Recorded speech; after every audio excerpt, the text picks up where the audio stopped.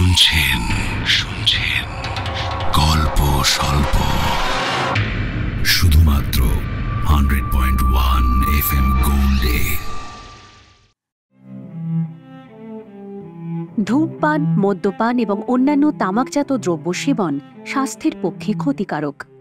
FM gold কোনোভাবেই একে সমর্থন করে না এবং শ্রোতাদেরও এই ধরনের বদ অভ্যেস থেকে বিরত থাকতে অনুরোধ করছে। স্যার আর্থার কোনান ডয়েলের জন্ম 1859 সালের 22 মে স্কটল্যান্ডে। পেশায় ডাক্তার হলেও ডাক্তার হিসেবে তেমন খ্যাতি তিনি অর্জন করতে পারেননি। তবে লেখক হিসেবে তার যে কেমন অসামান্য খ্যাতি ছিল, শার্লক হোমসই তো তার সবচেয়ে বড় প্রমাণ। তার লেখা আ স্টাডি ইন স্কারলেট গল্পে প্রথম আমরা পাই শার্লক হোমসকে। 1887 সালে প্রথম প্রকাশিত এই উপন্যাস খুব একটা জনপ্রিয়তা পায়নি, কিন্তু 1890 সাল থেকে বিখ্যাত স্ট্র্যান্ড ম্যাগাজিনে বের হতে থাকল শার্লক হোমসের কীর্তিকলাপ। তারপর আর ফিরে তাকাতে হয়নি। 221B বেকার স্ট্রিটের বাসিন্দা শার্লক হোমস প্রায় 23 বছর গোয়েন্দাগিরি করেছেন। এর মাঝে একবার লিখতে লিখতে ক্লান্ত হয়ে স্যার আর্থার কোনান ডয়েল শার্লককে মেরে ফেলেছিলেন, কিন্তু শেষে পাঠকদের চাপে উনি ফিরিয়ে আনতে বাধ্য হন শার্লক হোমসকে। আজ গল্প স্বল্পতে শুনবেন স্যার আর্থার কোনান ডয়েলের গল্প the man with the twisted lip. গল্প পাঠে সোমক, অর্ণব, অপরূপা, রিয়া, মহুয়া, রাজীব, উজ্জ্বল এবং অরিজিৎ। গল্পের সূত্রধার সৌমি।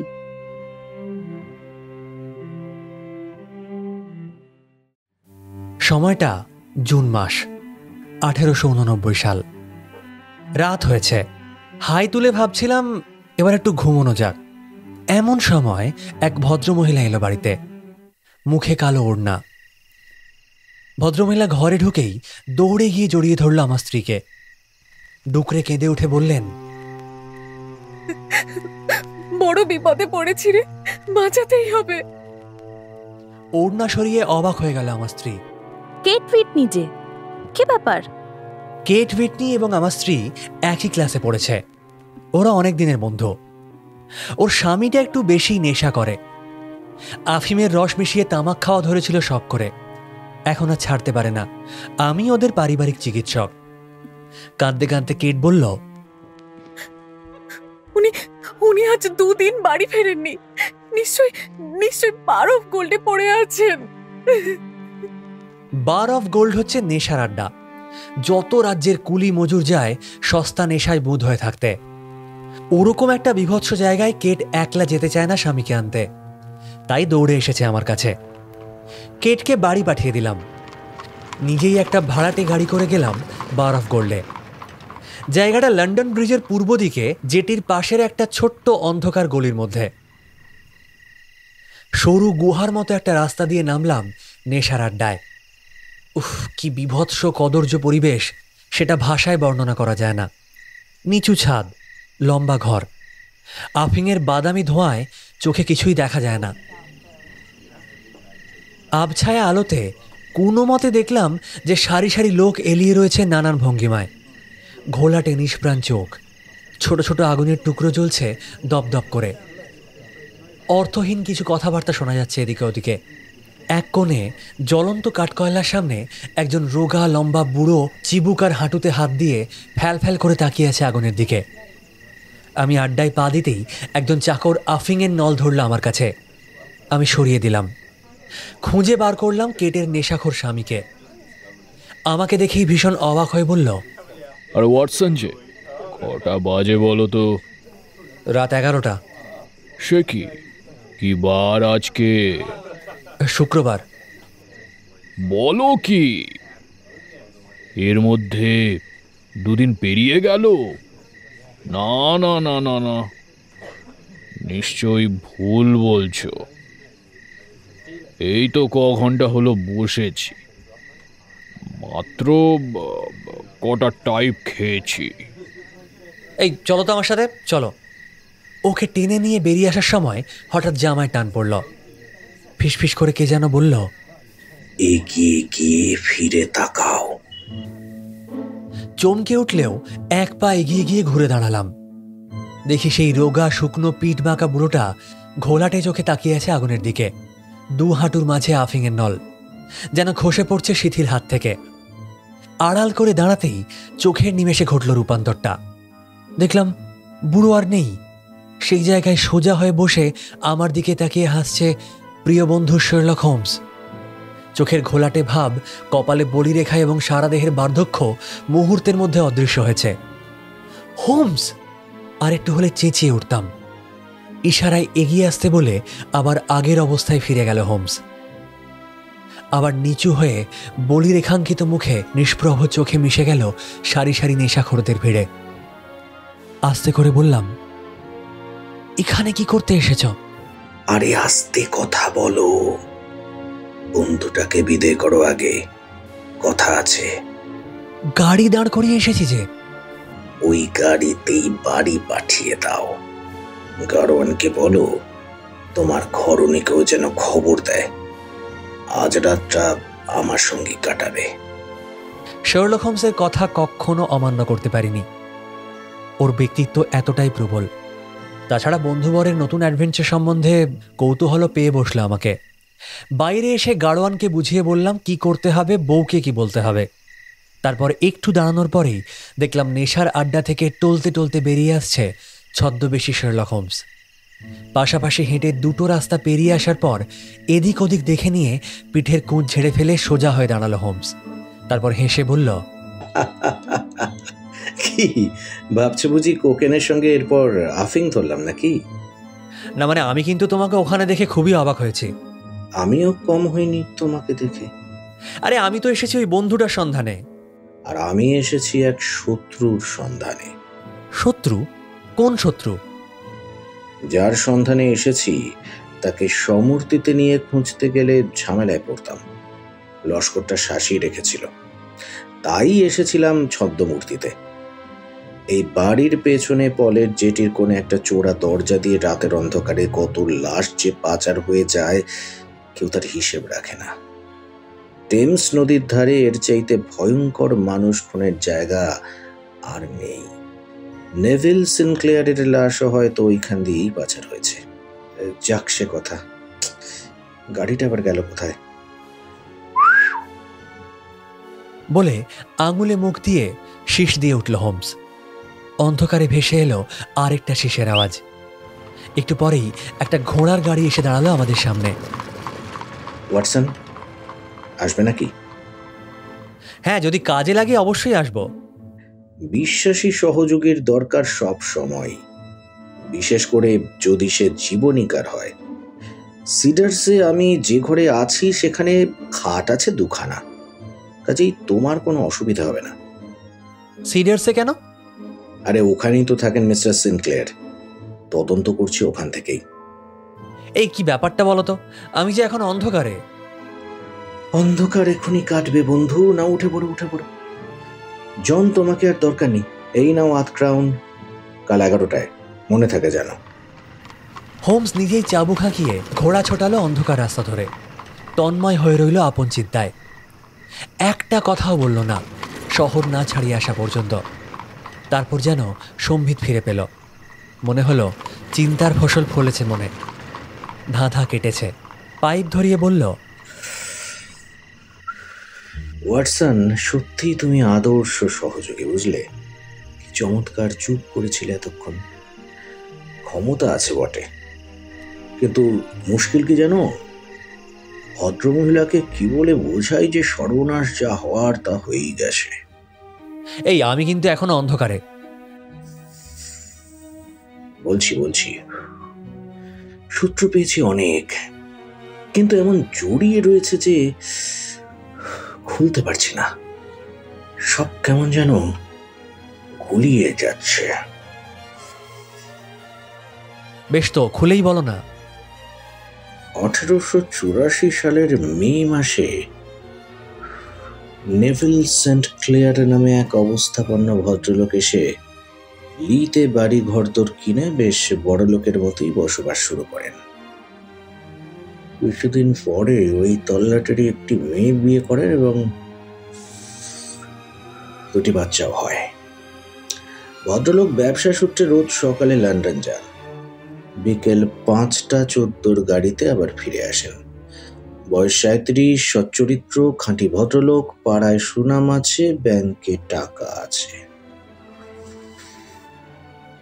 তো গত সোমবার ভদ্রলোক লন্ডন রওনা হওয়ার সময় বলে গেলেন ছেলের জন্য 1 বাক্স চৌকো কাঠ নিয়ে ফিরবেন খেলনার বাড়ি তৈরির জন্য। বেরিয়ে যাওয়ার পরেই একটা টেলিগ্রাম এলো, একটা দামি পার্সেল এসেছে, জাহাজ ঘাটা থেকে ছাড়িয়ে আনতে হবে। তো মিসেস সিনক্লেয়ার নিজেই লন্ডনে গেলেন।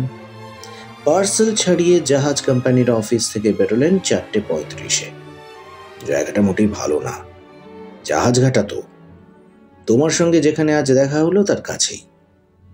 তাই গাড়ির সন্ধানে এদিক ওদিক তাকাতে গিয়ে হঠাৎ কানে ভেসে এলো একটা চাপা ভয়ার্ত চিৎকার। চমকে উঠলেন ভদ্রমহিলা। তা চোখ তুলতেই দেখলেন একটা দোতলা বাড়ির জানালায় দাঁড়িয়ে তার স্বামী হাত নাড়ছেন,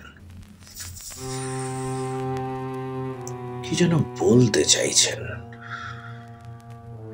মুখ চোখ ভয়ে উত্তেজনায় একেবারে ফ্যাকাশে হয়ে গেছে। গায়ে কোট আছে কিন্তু বাঁ কলার নেই। হাফিং এর আড্ডাটা এই বাড়ির তলাতেই, যেখানে আজ তুমি গিয়েছিলে। স্বাভাবিকভাবেই তো ভীষণ ঘাবড়ে গেলেন মিসেস সিনক্লেয়ার। একটু বুঝলেন যে স্বামী বিপদগ্রস্ত। তৎক্ষণাৎ দিশেহারা হয়ে ছুটলেন বাড়ির ভেতরে, কিন্তু দোতলায় ওঠার হলো না। সিঁড়ি থেকেই বদমাশ লস্করটা তার একজন স্যাঙাতকে নিয়ে বার করে দিল তাকে বাড়ির বাইরে। ছুটতে ছুটতে রাস্তা থেকে পুলিশ ডেকে এনে আবার বাড়িতে ঢুকলেন মিসেস সিনক্লেয়ার। কিন্তু দোতলায় উঠে দেখা গেল সেখানে থাকে একজন কদাকার পঙ্গু। সিনক্লেয়ার বলে কেউ নাকি সেখানে আসেনি। এক বাক্যে বললে লস্কর আর বিভৎস দর্শন পঙ্গুটি। এই সময় একটা আবিষ্কার করে বসলেন মিসেস সিনক্লেয়ার। চিৎকার করে দৌড়ে গেলেন টেবিলের দিকে। দেখা গেল সেখানে 1 বাক্স কাঠের চৌকো ব্লক পড়ে রয়েছে। এই খেলনাটাকেই বাড়ি ফেরার সময় কিনে আনবেন বলেছিলেন মিস্টার সিনক্লেয়ার। এবার সন্দেহ হলো পুলিশের। খড়ধর খুঁজতে গিয়ে দেখা গেল বাড়ির পেছনেই টেমস নদী। তো একটা জানলা সেই দিকেই, এবং জানলার গড়াদে কাঁচা রক্তের দাগ। শোবার ঘরেও পাওয়া গেল মিস্টার সিনক্লেয়ারের ঘড়ি, টুপি, মোজা, জুতো, কেবল তাকে বাদে। অথচ জামা কাপড়ে এমন কোনো চিহ্ন নেই যা দেখে বোঝা যায় দারুণ একটা ধস্তাধস্তি হয়ে গেছে। লস্করটার আগের ইতিহাস খুব একটা সুবিধার নয়, তার আচরণ সন্দেহজনক। সিঁড়ির মুখে সেই পথ আটকে ছিল মিসেস সিনক্লেয়ারের। বিকলাঙ্গ ভাড়াটে হিউ বুন সম্পর্কে সে কোনো খবর রাখে না। মিস্টার সিনক্লেয়ারের জামা কাপড় কিভাবে ওখানে গেল তাও নাকি জানে না। কদাকার বিকট ভাড়াটে লোকটা আসলে পেশাদার ভিখিরি, বুঝলে। রাস্তার মোড়ে রোজ বসে টুপি পেতে, চকচকে কালো চোখ, মুখে যেন কথার খই ফুটছে। মুখ জুড়ে একটা ভীষণ কাটার দাগ আছে। চামড়া গুটিয়ে যাওয়ার ফলে ওপরের ঠোঁটটা বেঁকে উঠে গেছে উপর থেকে। পুলিশের চোখে ধুলো দেওয়ার জন্য বেশ কিছু মোমের দেশলাই নিয়ে বসে থাকে রোজ একই জায়গায়। লক্ষ্য করেছি ওর এই বিভৎস চেহারার অনুপাতে চটপটে চতুর কথাবার্তা আর কালো চোখের চাহনির জন্য অন্য ভিখিরিদের চেয়ে ওর দিকে নজর পড়ে বেশি, রোজগারও বেশি। মনে রেখো, এই লোকই থাকে আফিং আড্ডার দোতলায়, যেখানে শেষবারের মতো দেখা গেছে মিস্টার সিনক্লেয়ারকে।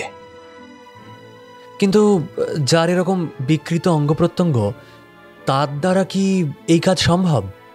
সামান্য একটু খুঁড়িয়ে চলে, তাছাড়া স্বাস্থ্য ভালোই। ডাক্তারি মতে কিন্তু যাদের একটা প্রত্যঙ্গ পড়ে যায়, অন্য প্রত্যঙ্গের জোরে তার অভাব সে পুষিয়ে নেয়।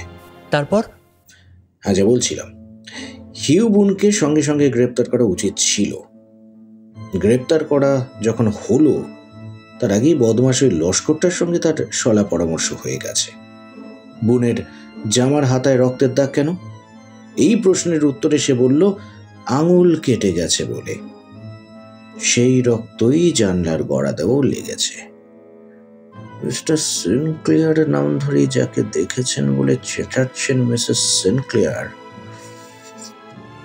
সেরকম কেউ তার ঘরে নাকি আসেইনি। ভদ্রমহিলার মতিভ্রম অথবা দৃষ্টিভ্রম দুটোর একটা ঘটেছে। এখন পুলিশ ইন্সপেক্টর বুদ্ধি করে বাড়িতে থেকে গেলেন জোয়ারের জল নেমে গেলে কাদায় কিছু পাওয়া যায় কিনা সেটা দেখার জন্য। পেলেনও একটা কোট, বুঝলে, মিস্টার সিনক্লেয়ারের। ডেড বডি কিন্তু পাওয়া গেল না। কোটের পকেটে কি ছিল আন্দাজ করতে পারো? না। রাশি রাশি খুচরো পয়সা। কোট ভেসে যায়নি ওই কারণেই, ভারী হয়ে গিয়েছিল। মরাটা ভেসে গেছে। কিন্তু কোট সমেত একটা মড়াকে ফেলে দেওয়া হলো জলে, আর বাদ বাকি জামা জুতো মোজা পাওয়া গেল ওপরের ঘরে। এটাই বা কি ব্যাপার? ধরো মরাটা আগে জানলা দিয়ে ফেলেছে বুন, আর তারপর ভিক্ষের পয়সা দিয়ে কোটটাকে ভারী করেছে। এমন সময় নিচে চেঁচামেচি শুনে তাড়াতাড়ি করে অন্য জামা কাপড় শোয়ার ঘরে লুকিয়ে রেখে কোটটাকে ফেলে দিয়েছে জানলা দিয়ে, যাতে যাতে ভারী বলে কাদায় আটকে যায়। তা হতে পারে। বোন এখন হাজতে, কিন্তু কিছুতেই ভেবে পাচ্ছি না মরতে মিস্টার সিনক্লেয়ার আফিং এর আড্ডায় গেলেন কেন। বোন লোকটাও শান্ত স্বভাবের ভিখিরি, আজ পর্যন্ত কোনো বেচাল দেখা যায়নি। সব মিলিয়ে এমন রহস্যের গোলক ধাঁধা সৃষ্টি হয়েছে যে খেয়েই পাচ্ছি না হে। কথা বলতে বলতে গাড়ি পৌঁছে গেল সিডার্সে। নুড়ি বিছানো পথ ধরে একটা বড় বাড়ির দিকে এগোলো গাড়ি। দরজা খুলে বেরিয়ে এলেন সোনালি চুলওয়ালা এক মহিলা। দুজন পুরুষকে গাড়ি থেকে নামতে দেখে অদ্ভুত একটা শব্দ করে উঠেছিলেন। তারপর আমাকে দেখে আর হোমসের কালো মুখ লক্ষ্য করে মুখটা অন্ধকার হয়ে গেল। কি খবর আনলেন? ভালো না খারাপ? দুটোর কোনোটাই নয়। আমার সঙ্গে ভদ্রমহিলার পরিচয় করিয়ে দিল হোমস। বাড়ির ভেতর যাওয়ার পর খাবার ঘরে ঢুকলাম। তারপরেই আচমকা জিজ্ঞেস করলেন মিসেস সিনক্লেয়ার, মিস্টার হোমস, আপনাকে দু একটা কথা সোজা জিজ্ঞেস করব, সোজা উত্তর দেবেন। ঘোর প্যাঁচের দরকার নেই। ধাক্কা সইবার মতো শক্ত ধাত আমার আছে। কি ব্যাপার বলুন তো? আমার স্বামী বেঁচে আছে? হকচকিয়ে গেল হোমস। হেলান দিয়ে বসলো চেয়ারে। কার্পেটে দাঁড়িয়ে তীক্ষ্ণ চোখে তাকিয়ে ফের বললেন মিসেস সিনক্লেয়ার, খুলে বলুন। খুলেই বলছি ম্যাডাম, আমি জানি না। কি মনে হয় আপনার? মারা গেছে? সেরকমই তো মনে হচ্ছে। খুন হয়েছে? অতটা বলবো না, হতেও পারে। আচ্ছা, কবে মারা গেছে বলে মনে হয়? সোমবার। মিস্টার হোমস, এই চিঠি তাহলে আজকে তার কাছ থেকে পেলাম কি করে বলতে পারেন? ইলেকট্রিক শক খেলে মানুষ যেমন ছিটকে যায়, সেইভাবে তড়াক করে চেয়ার ছেড়ে লাফিয়ে উঠে চেঁচিয়ে উঠল শার্লক হোমস। বলেন কি? এক টুকরো কাগজ নাড়তে নাড়তে হাসি মুখে মিসেস সিনক্লেয়ার বললেন, হ্যাঁ, আজই পেয়েছি। দেখতে পারি কাগজটা? হ্যাঁ, নিশ্চয়ই। সাগ্রহে কাগজটা হাত থেকে নিয়ে নিল হোমস। আমিও গিয়ে দাঁড়ালাম পাশে।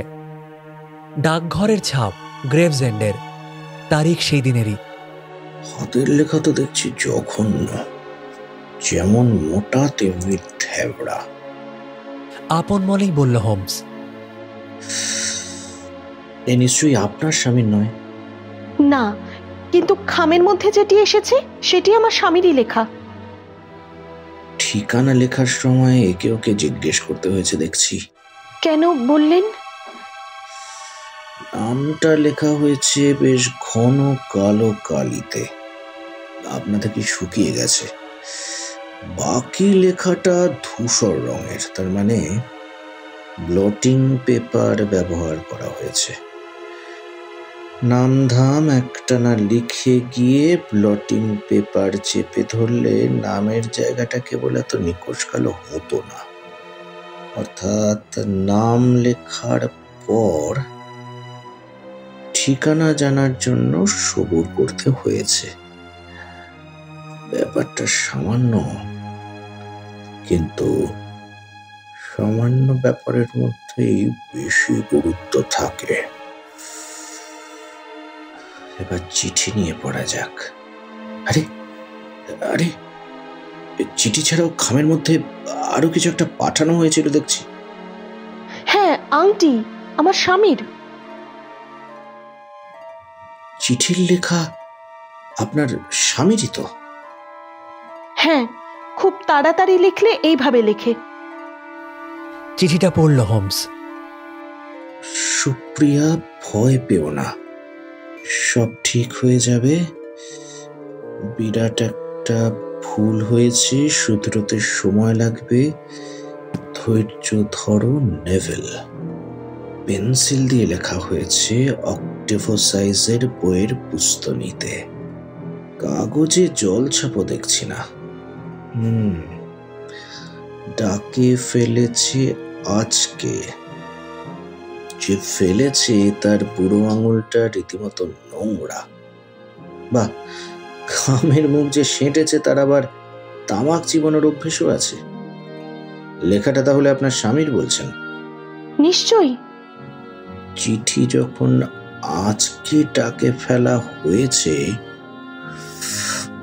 তখন অন্ধকারে আলো দেখা যাচ্ছে, তবে পুরোপুরি বিপদমুক্ত হয়েছেন একথা এখনো বলা যায় না। আচ্ছা, বেঁচে তো আছে? সেটা বলাও মুশকিল। হাতের লেখা নকল হতে পারে, আঙুল থেকে আংটিও খুলে নেওয়া যেতে পারে। কিন্তু আমি বলবো হাতে লেখা ওরই। হয়তো চিঠি লিখেছিলেন আগে, ডাকে ফেলা হয়েছে আজকে। এর মাঝে কিন্তু অনেক কিছুই ঘটতে পারে। আপনি বড় ভয় দেখান মিস্টার হোমস। এত বড় সর্বনাশ হলে আমি টের পেতাম না বলতে চান? জানেন, যাওয়ার দিন পাশের ঘরে হাত কেটে ফেলেছিল। ঘরে বসে ঠিক টের পেয়েছিলাম, মনে হলো নিশ্চয়ই কিছু একটা হয়েছে। দৌড়ে গিয়ে দেখি সত্যি আঙুল কেটে বসে আছে। আর মারা গেলে বুঝতে তো পারবোই। ঠিক কথা, অনেক সময় দেখা গেছে মেয়েদের মন যুক্তিকেও টেক্কা দেয়। কিন্তু বেঁচেই যদি আছেন তো চিঠি লিখতে গেলেন কেন? আসতে কি হয়েছে? সেইখানেই তো ধোঁকাটা লাগছে। আচ্ছা, দোতলার ওই বাড়িটায় আপনি ওকে খোলা জানলা দিয়ে দেখেছিলেন, তাই তো? হ্যাঁ। আচ্ছা, জানলা খোলা থাকা সত্ত্বেও আপনাকে নাম ধরে না ডেকে শুধু চেঁচিয়ে উঠলেন কেন? আচ্ছা, চেঁচানিটা ঠিক কি ধরনের? মানে বিপদে পড়ে সাহায্য চাওয়ার মতো কি? হাত নাড়াটা সেই ধরনের। আচ্ছা, এমনও তো হতে পারে যে আপনাকে দেখে তাজ্জব হয়ে গিয়ে দুহাত শূন্যে উঠিয়েছিলেন। অসম্ভব কিছু নয়। তারপরেই কেউ যেন পেছন থেকে হ্যাঁচকা টান মেরে সরিয়ে নিল, তাই তো? যেভাবে দুম করে সরে গেল জানলা থেকে, মনে হলো পেছনে কেউ ছিল, টেনে নিল। নিজেই লাফ মেরে পিছিয়ে গেছেন কিনা জানছেন কি করে?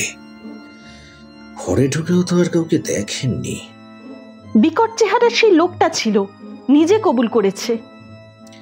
ওই অঞ্চলে বা ওখানকার আফিংয়ের আড্ডায় উনি আগে কখনো যেতেন? মানে কিছু জানা আছে আপনার? না। আর কথা হলো না। খাওয়ার পর ঢুকলাম শোবার ঘরে।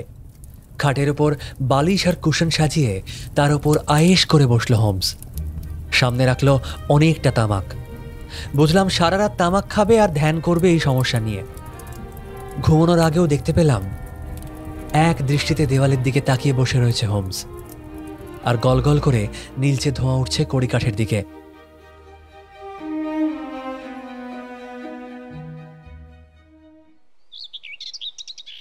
ভোরবেলা চোখ মেলে দেখলাম ঠিক একইভাবে বসে আছে সে, শুধু যা সামনের তামাকের স্তূপটা অদৃশ্য হয়েছে।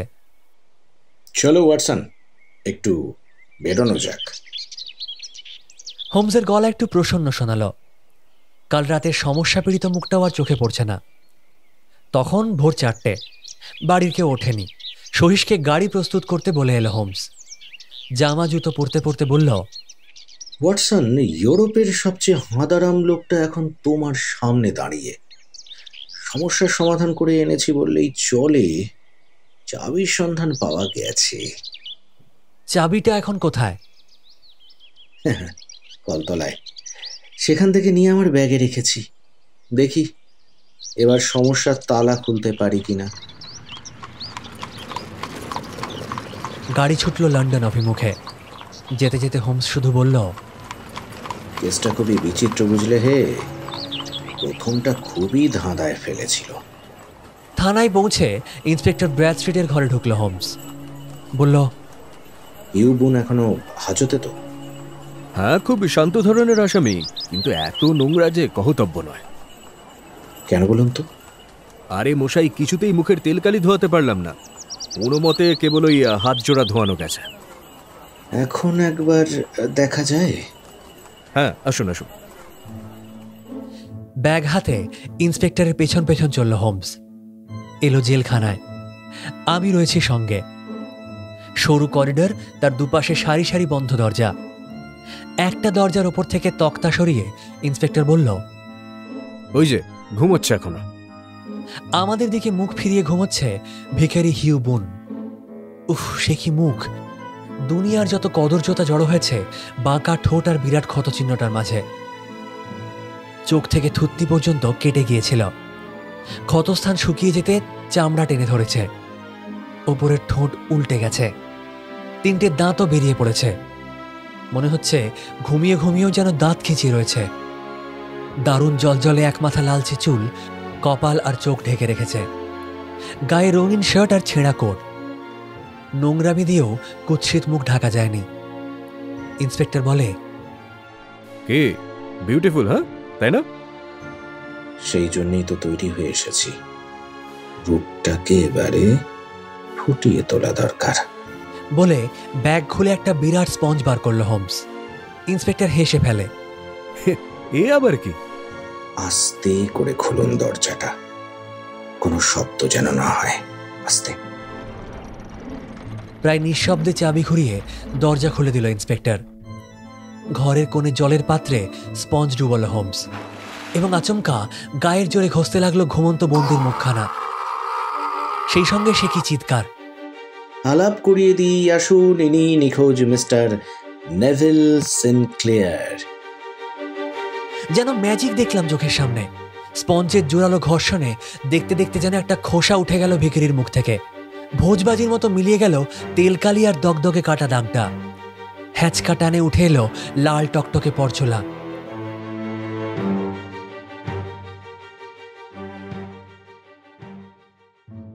লজ্জিত মুখে বিছানায় উঠে বসলো খাঁটি ভদ্রলোকের চেহারা নিয়ে এক ব্যক্তি। পর মুহূর্তেই বুঝল খেল খতম। আর তো চিৎকার করে আছড়ে পড়ল বিছানায়।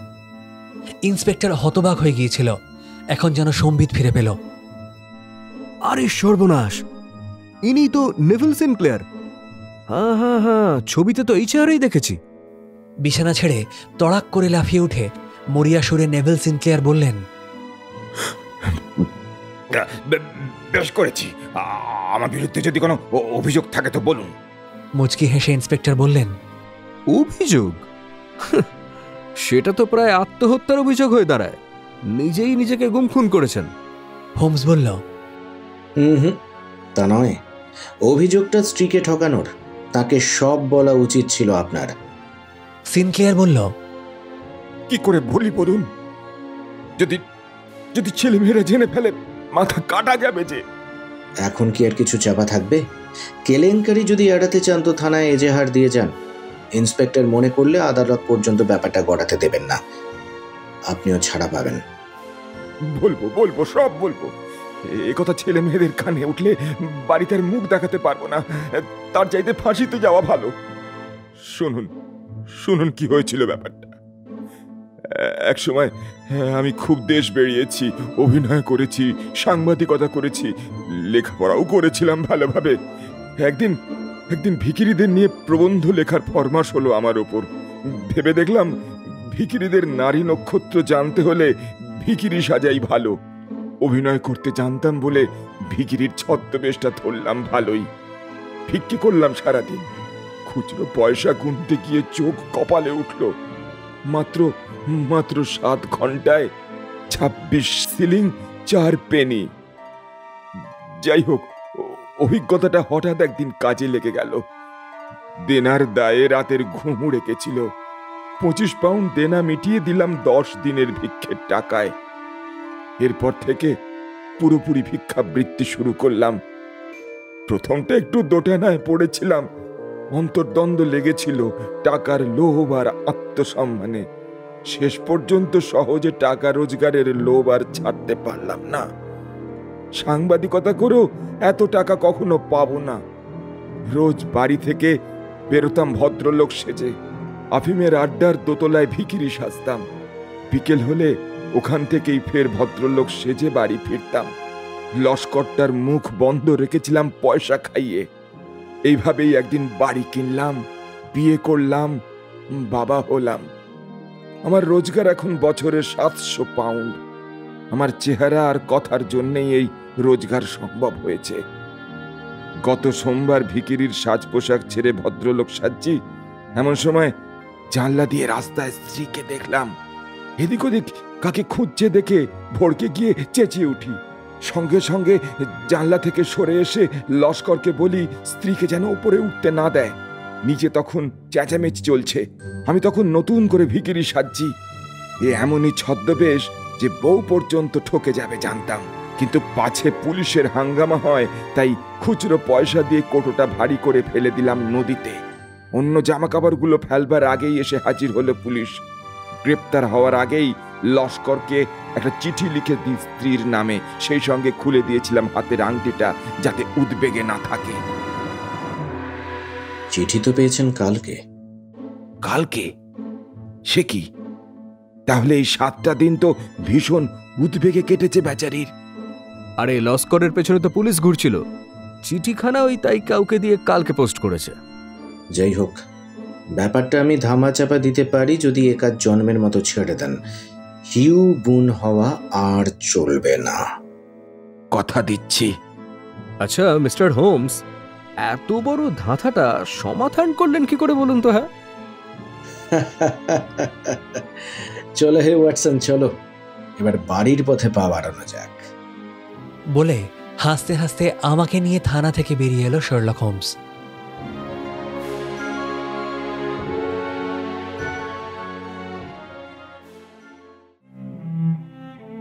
আজ গল্প স্বল্পতে শুনলেন আর্থার কোনান ডয়েলের গল্প the man with the twisted lip.